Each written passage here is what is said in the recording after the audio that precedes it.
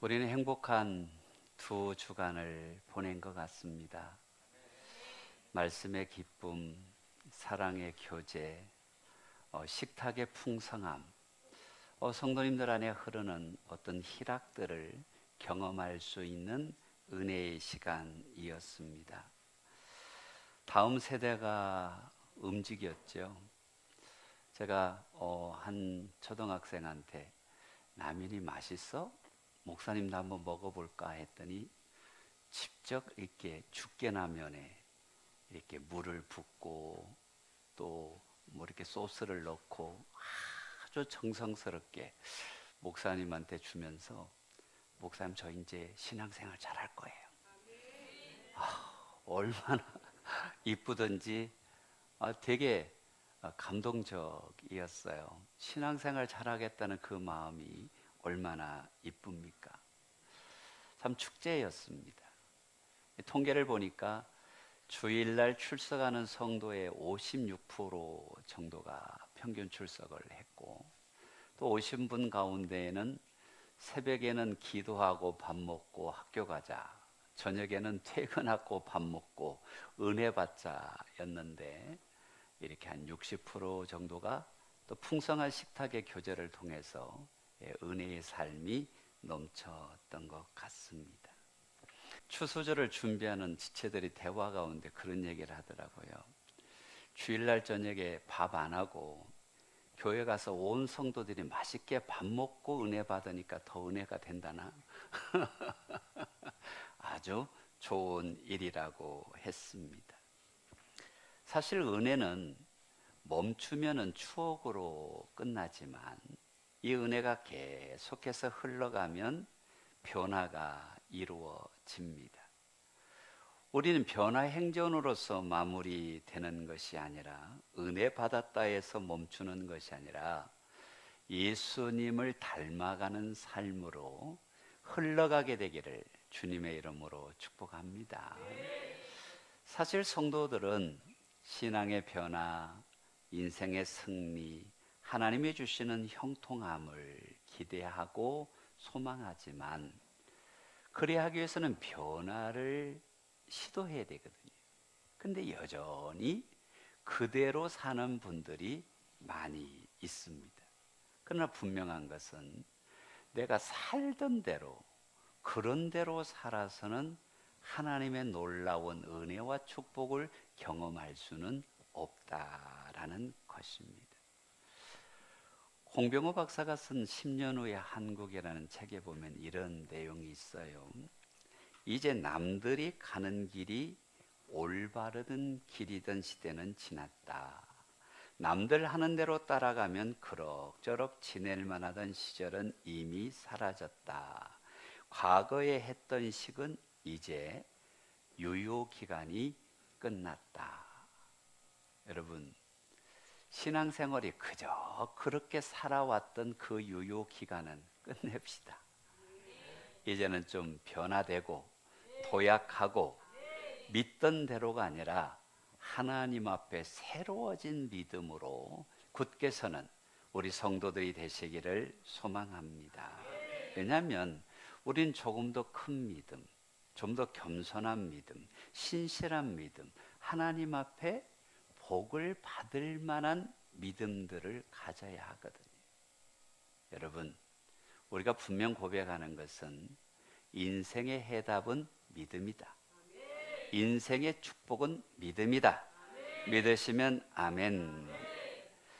오늘 본문은 이 믿음 위에 한 가지를 더 하시는 것 같아요. 믿음이 축복을 가져오고 믿음이 기적을 가져오고 믿음이 하나님의 은혜의 열매를 맺지만 하나가 더 필요한데 그 믿음 위에 교회가 세워져야 한다.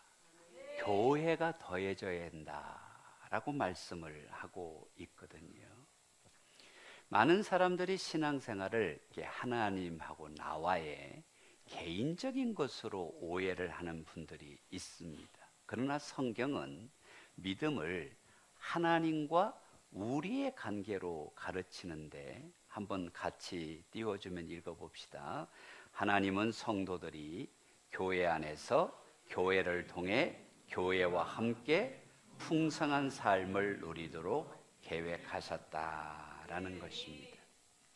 은혜의 통로가 교회다. 하나님의 축복의 권위가 교회를 통해서 흘러간다.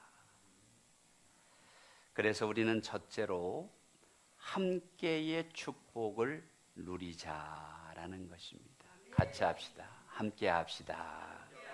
함께 합시다. 여러분, 초대교회 성도들이 서로를 부를 때 뭐라고 불렀을까요? 형제여, 자매여 라고 그랬습니다. 형제여라는 말은 언제 들어도 뭔가 좀 따뜻하고 정감이 있고 뭔가 정이 흐르는 것 같은 호칭입니다. 이 형제를 잠언 17장에서는 이렇게 소개를 해요.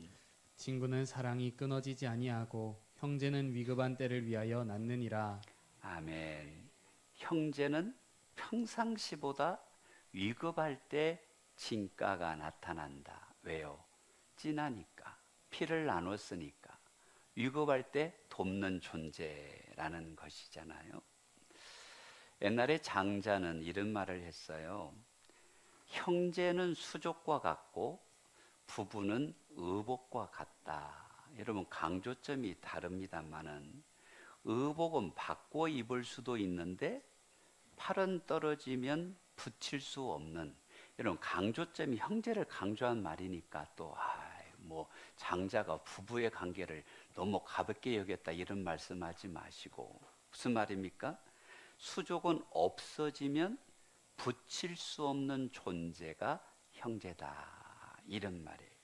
그러니까 성경은 우리를 가르쳐 뭐라고 말씀합니까? 형제다. 옆에 한번 불러봅시다. 아니, 여기는 형제님만 계신가 봐, 우리 교회는. 한번 다시 불러보겠습니다. 형제님. 예수님도 형제라는 단어를 반복해서 본문에 쓰시거든요. 원래 피를 나눈 사이를 형제라고 하는데, 예수님이 오신 하나님의 나라의 공동체, 교회 안의 식구들을 이야기할 때 너희는 다 형제니라 라고 말씀을 하고 있습니다. 여러분, 형제라는 것은 함께 예비하는 존재 정도 머무르는 게 아니라는 거예요. 피로만 형제가 되거든. 근데 예수님의 피로 구원을 받아서 한 형제가 되었고, 하나님 아버지를 아버지라고 부르는 영적 가족, 은혜의 공동체, 그것이 교회인 줄로 믿으시기를 바랍니다. 그래서 하나님은 우리를 개인 프레이어로 신앙생활에 콜링하신 것이 아니라 함께하는 형제로, 가족으로 부르신 줄로 믿음을 고백합시다. 여러분, 형제간의 우위가 좋으시죠? 좋은 집도 있지만 다투는 집도 있습니다.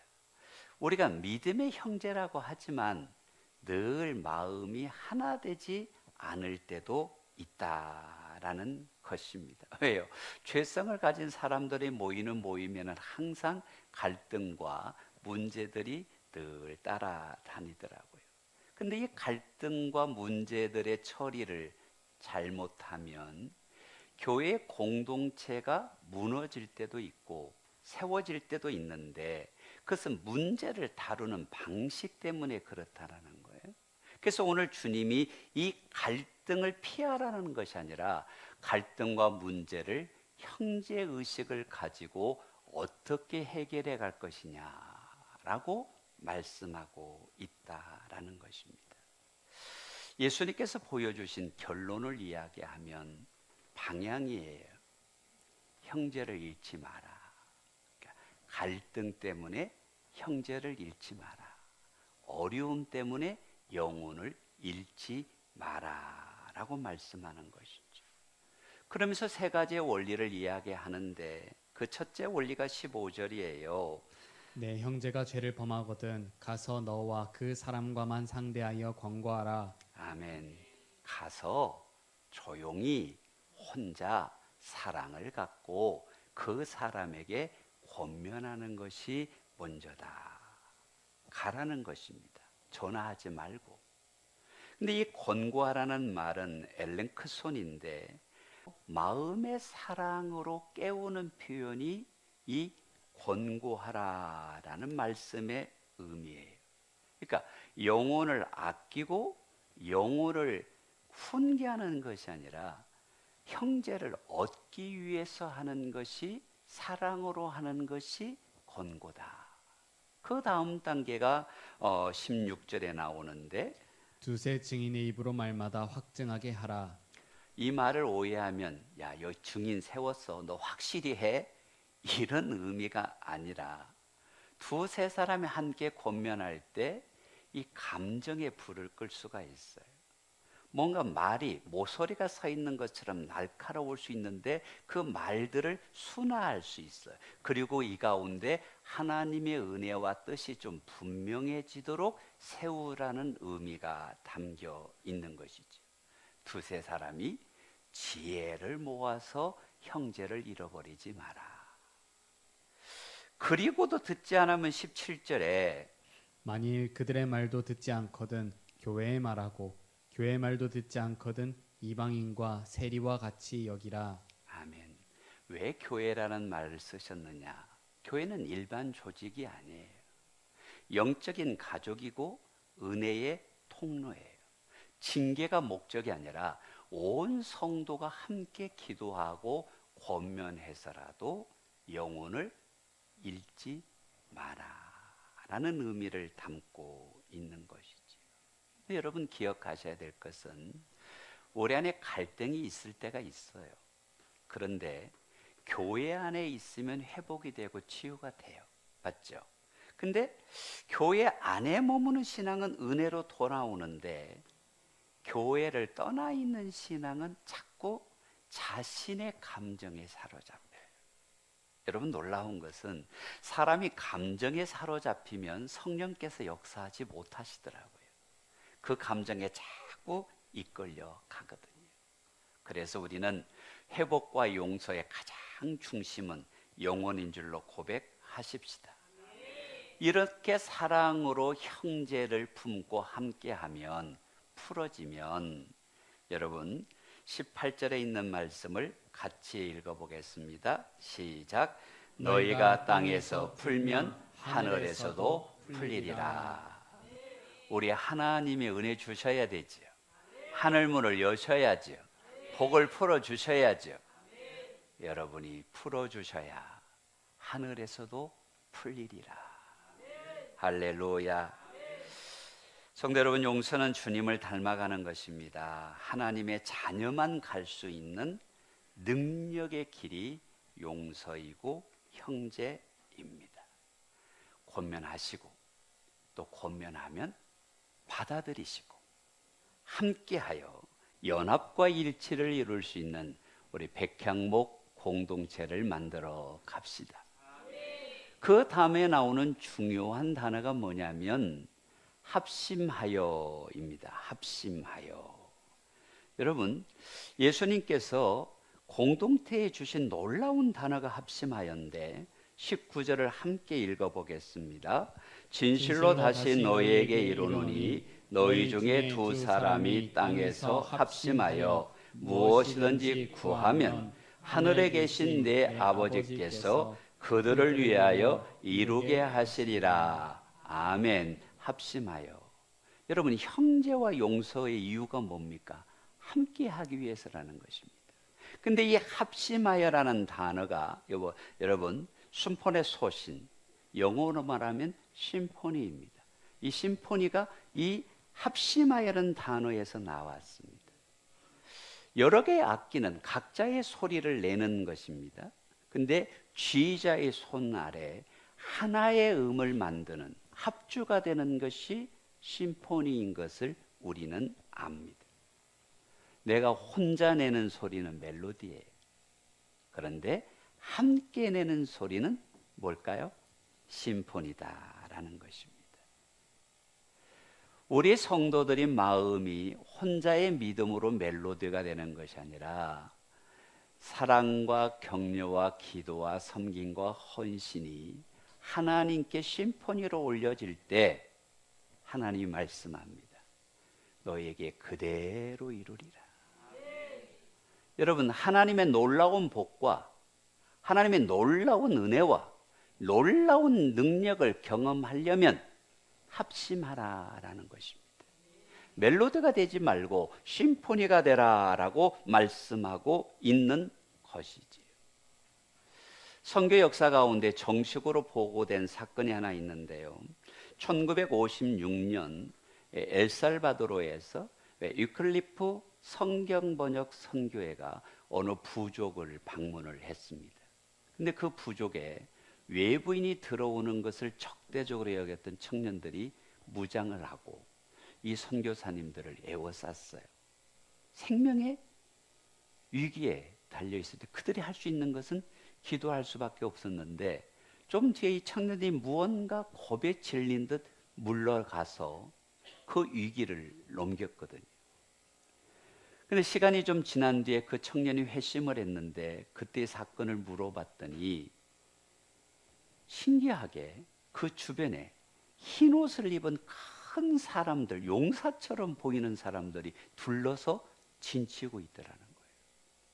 그게 놀라워서 위클리프 성경 번역 선교에 이것을 보고를 했는데 여러분, 본국의 동역자들이 이유 없이 그들을 위해서 기도해야겠다는 긴급성을 느껴져서 10여 명이 모여 함께 그들을 위해서 합심해서 기도했다는 거예요. 그런데 하나님이 천군과 천사를 보내서 그것을 보호하신 것이죠. 여러분, 위클리프 성경 번역회 공식 보고서에 이렇게 있답니다. 하나님은 기도 시간과 현장의 시간을 겹치게 하셨다. 합심 기도한 시간과 엘살바도르의 현장의 시간이 합쳐지게 했다는 거예요. 이게 합심의 능력인 거예요. 여러분, 합심 기도는 지금도 능력이 있습니다. 교회가 함께 기도하면 그대로 이루리라. 그대로 이루리라. 하나님은 교회를 통해 일하시고 교회 안에서 응답하시고 교회를 위해 축복하시는 분이 하나님이십니다. 우리 함께 한번 같이 읽어보십시다. 시작. 하나님은 교회를 통해 일하시고 교회 안에서 응답하시고 교회를 위해 축복하신다. 할렐루야. 여러분, 우리가 하나님의 복과 은혜와 응답을 하나님의 일하심을 보려면 함께하는 은혜를 누려야 된다는 거예요. 합심의 은혜를 누려야 된다는 것입니다. 왜 여러분? 하나님은 교회를 통해서 일하십니다. 왜요? 교회는 예수님의 피로 세워진 곳입니다. 여러분이 예수님의 피를 믿으시잖아요? 그 예수님의 피가 흐르는 곳이 교회입니다. 어느 성도도 예수님의 피 없이 구원받을 수 없습니다. 예수님의 보혈의 공로 없이 하나님 앞에 갈 수 없습니다. 그런데 하나님이 나의 피로 이 교회를 세웠다라고 말씀하시거든요. 에베소 3장 20절을 봅니다.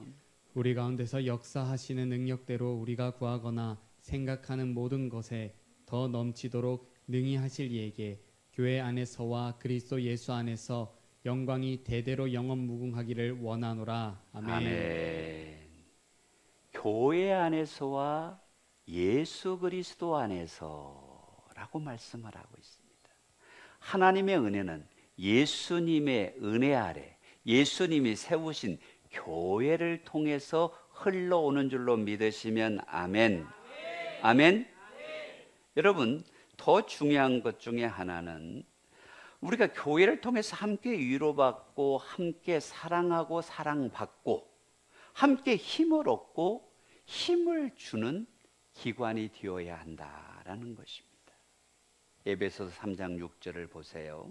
이는 이방인들이 복음으로 말미암아 그리스도 예수 안에서 함께 상속자가 되고 함께 지체가 되고 함께 약속에 참여하는 자가 됨이라.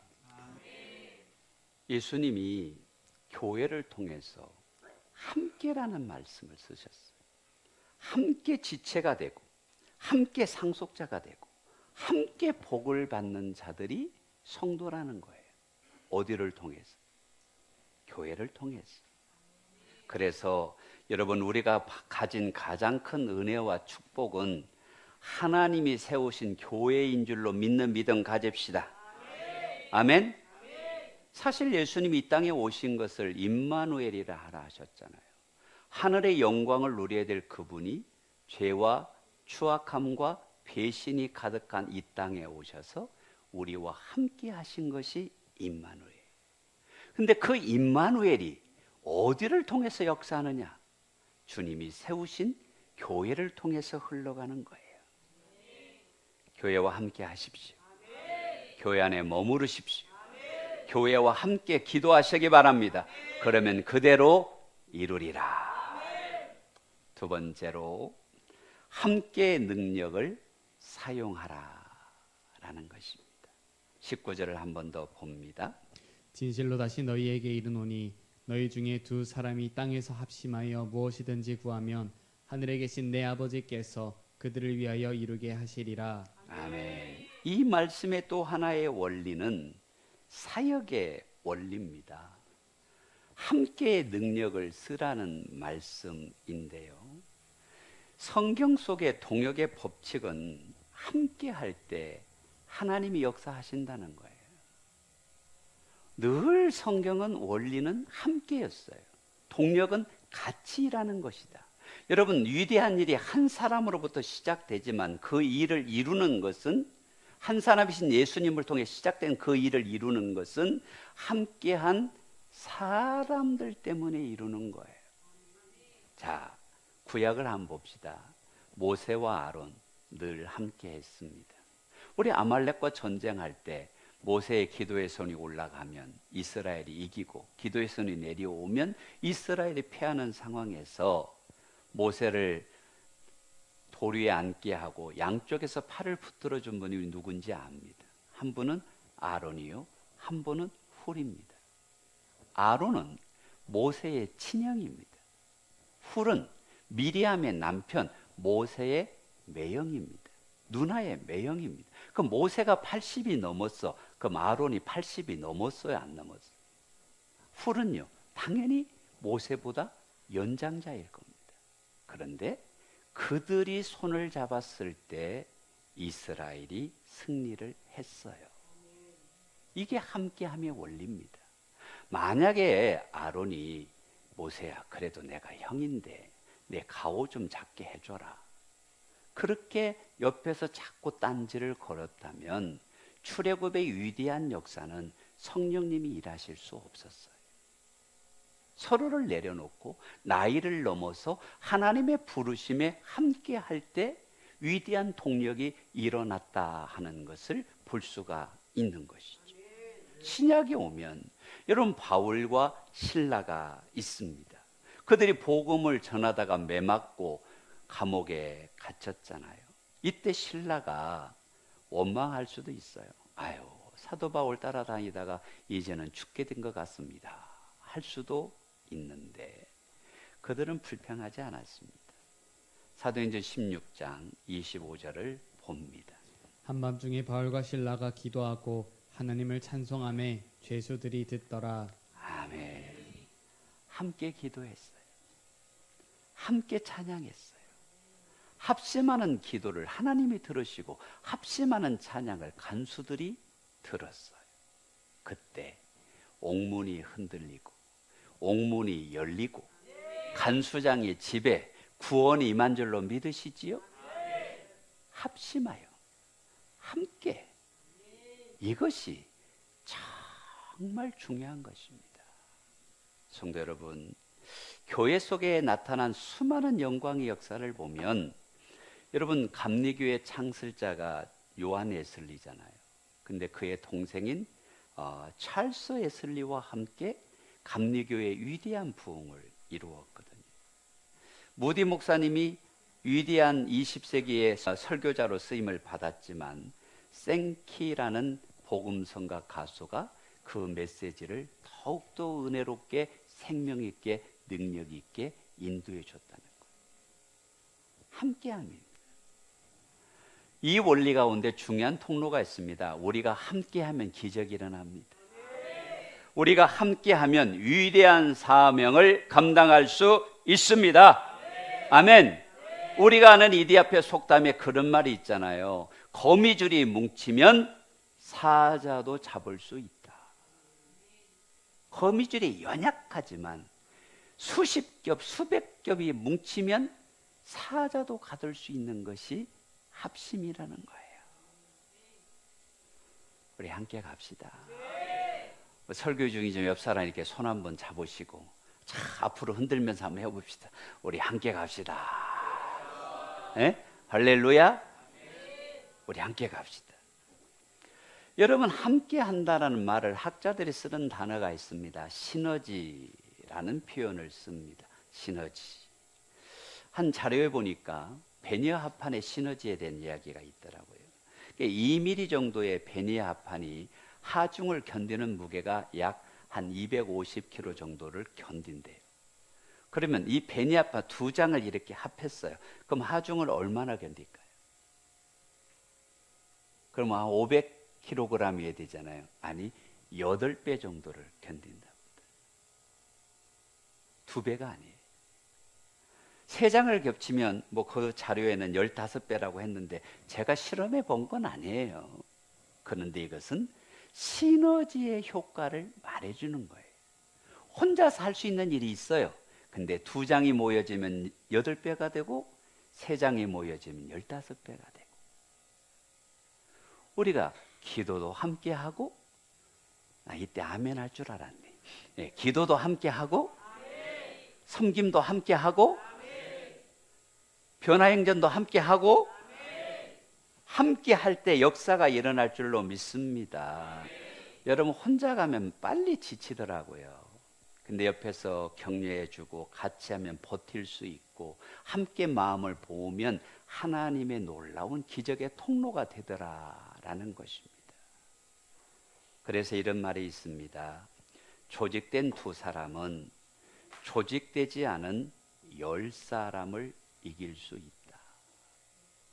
오합지졸 10사람을 힘을 합한 2사람이 이길 수 있는 것이 합심의 능력이라는 것입니다. 기도도 마찬가지예요. 합심하자는 10사람의 기도보다 함께하는 2사람의 기도가 그대로 이루리라는 주님의 말씀을 이룬다라는 것입니다. 오늘 백향목교회가 여기에 이른 것은 지금까지 주님과 함께 사랑하고 헌신하고 희생한 믿음들이 있었기 때문입니다. 여러분이 변화행전의 그 새벽에 누린 풍성한 식탁은 누군가가 새벽에 일어나서 합심하여 준비했기 때문입니다. 우리가 동일한 비전을 갖고 합심하는 믿음으로 나아가게 될 때 하나님의 능력이 나타날 줄로 믿으시면 아멘. 그래서 마더 테레사가 그랬습니다. 내가 하지 못하는 것을 당신이 할 수 있고 당신이 하지 못하는 것을 내가 할 수 있으니까 합하자는 거예요. 힘을 모으자는 거예요. 함께 가자는 거예요. 할렐루야. 함께 있는 것이 발전이고 함께 일하는 것이 성공이고 함께 예배하는 것이 기쁨이고 함께 섬기는 것이 행복입니다. 그런데 함께 기도하면 응답을 받는 능력이 되고 함께 헌신하면 하나님의 기적의 통로가 될 줄로 믿으시기를 바랍니다. 우리가 함께 해야 합니다. 그런데 더 중요한 원리가 있습니다. 성령님이 우리와 함께 하셔야 합니다. 사도행 1장을 보면 예수님이 승천하신 후 120명이 모여서 합심하여 기도했다. 여러분, 120명이 한마음으로 기도했다라는 것은 놀라운 장면입니다. 그런데 그 합심 기도가 성령이 임하는 도화선이 됐잖아요. 우리가 합심할 때 성령이 역사하시면 성령이 임재하시면 놀라운 부흥과 은혜를 경험하게 될 줄로 믿습니다. 여러분, 사도행전 4장에서도 성도들이 한 마음으로 기도합니다. 그때 성령님이 임했고 담대하게 말씀이 전파되었고 하나님의 나라가 확장되었습니다.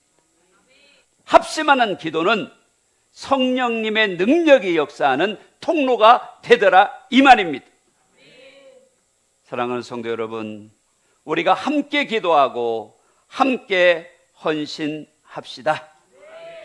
믿음이 좋은 사람은 혼자 잘 믿는 사람이 아닙니다. 함께 어울려 믿는 사람이 믿음이 좋은 사람입니다.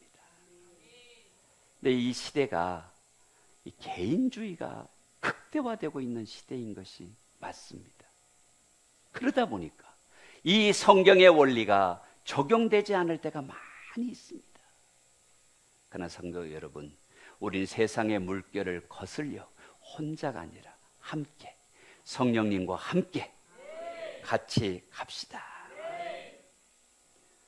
우리 백향목교회 모든 성도가 함께 기도함의 능력을 경험하고 함께 헌신함의 축복을 누리고 함께 성령의 능력을 누리는 믿음의 성도들 되기를 주님의 이름으로 축복합니다.